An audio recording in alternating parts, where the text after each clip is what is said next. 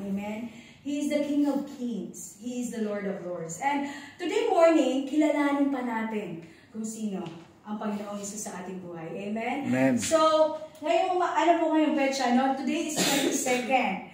And sabi ko nga, nung gumagawa ako ng preaching, sabi ko, Lord, Pasko na naman. Sabi ko gano'n. I mean, we can see po how gaano kabilis yung ating buhay. Amen? Naalala ko pa po. Sabi ko, parang kahapon lang, kaka-New Year lang, ngayon Pasko na ulit. Amen? So, pakisabi nyo nga po sa katabi nyo, Merry Christmas. Merry Christmas! Kaya ba ako nakapila kasi Christmas? Amen. Merry Christmas! Sa'yo magbati ng Pasko. Ayan. Oh. Sir, Pastor. Ayan. So, naalala ko po nung bata pa ako. Ayan. Ako po ay lumaki na naniniwala sa Santa Claus. Ayan. Kayo po ba ay naranasan nyo yan? Ayan, si Santa. May pangalan na Santa. Ayan. So, meron tayong, thank you pa. Ayan, thank you po. So, naalala ko po nung bata pa ako, I am very, very excited to have the Christmas season. Kasi apart from, syempre mga estudyante tayo, apart from yung ating bakasyon sa school, bigay ng regalo. Tama po ba? Tapos kainan. Amen, kainan. Tapos, apart from that, magsasabit ako ngayon ng medyas. Kasi I was so excited na may ilalagay si Santa Claus doon sa medyas. Sino po bang nakaranas nun dito?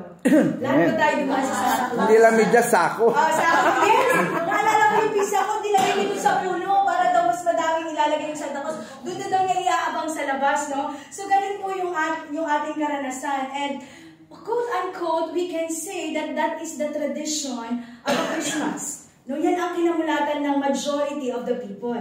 And, but when I was growing po, na-realize ko na bigla ko nakita yung lola ko kasi po ako ay lumaki sa isang broken family. Ayan, ako po ay bunga ng isang broken family. But nakita ko yung purpose ng Lord kung bakit doon ako dinala sa ganung pamilya. So I grew up with my grandmother. And yung lola ko po, when I was grade 6, mababa ako ng, di po ba yung mga old houses, yung dalawang, tapos may hagdan na kawayan. Okay, po yung aming bahay. So, ako po pala ay si Roxanne taga Bicol. Sino po ba ang taga Bicol dito? Amen! Amen. So, ayun, si Ate Snow pala taga Bicol. So, sabi ko, pababa ako, I was grade 6 din. And then yung lola ko, naglalagay ng mansanas doon sa medyas. Sabi ko ganun, so now I realize na hindi pala, wala pala ako, ang tawag ko po doon, May. Sabi ko, wala pala ako, May, hindi naman talaga totoo may Santa Claus. Bakit ka bumaba ng maaga? Ganun kasi, syempre ako, excited ako.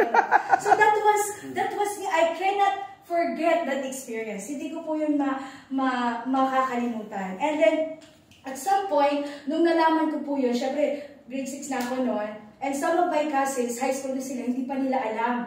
So, at some point, yung excitement ko ay nawala, no? Nawala na doon sa kasi alam ko na wala palang totoong Santa Claus. So, as I was growing, as we are all growing, makikita po natin yung bilis ng buhay. The fast pace ng ating buhay. Amen? So, para lang kahapon, sabi ko nga kahapon ako ay naniniwala sa Santa Claus, tapos nalaman kong wala palang Santa Claus, tapos I was so inclined with material things in celebrating Christmas, kasi nga may regalo, may pera, may pagkain. Amen?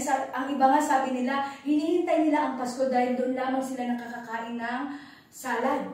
Which is true. I have this office mate of mine, isa po siyang Pilipina. Sabi niya, alam mo ma'am, nung kami bata pa, talagang kumakain na kami. Kasi po nagdala ako ng macaroni salad sa office. Dahil yun ang dinala ng anak ko sa school.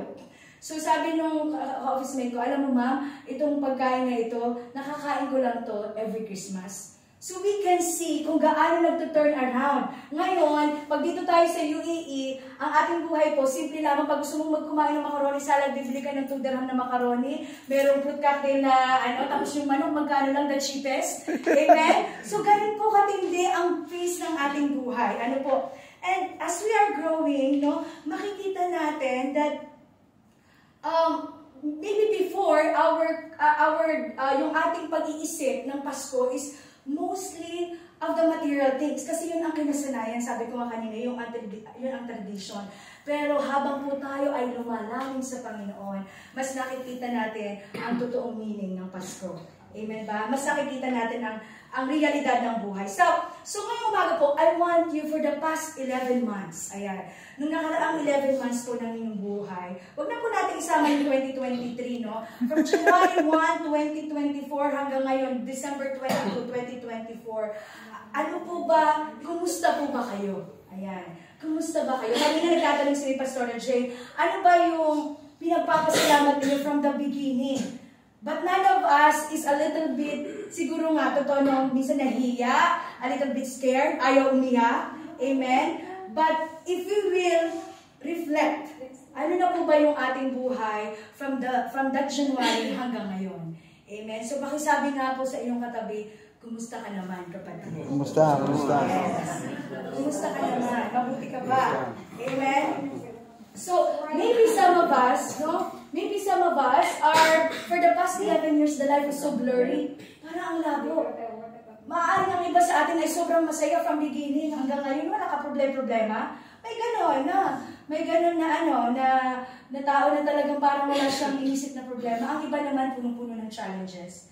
Some people are having this heavy heart kasi halimbawa wala na pong bagong hire dito sa UAE. Talagang yung homesickness sa ating mga pamilya, kung kayo man ba ay may mga anak na or may mga asawa or let's say kung wala man yung mga parents ninyo, mga parentals, di ba?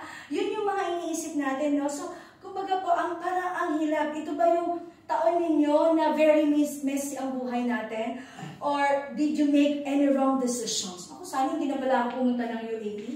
Kasi napakahirap pala maghanap ng trabaho. Tapos ang hirap-hirap pang mag-apply ng visit visa. Amen ba? Amen. Oh.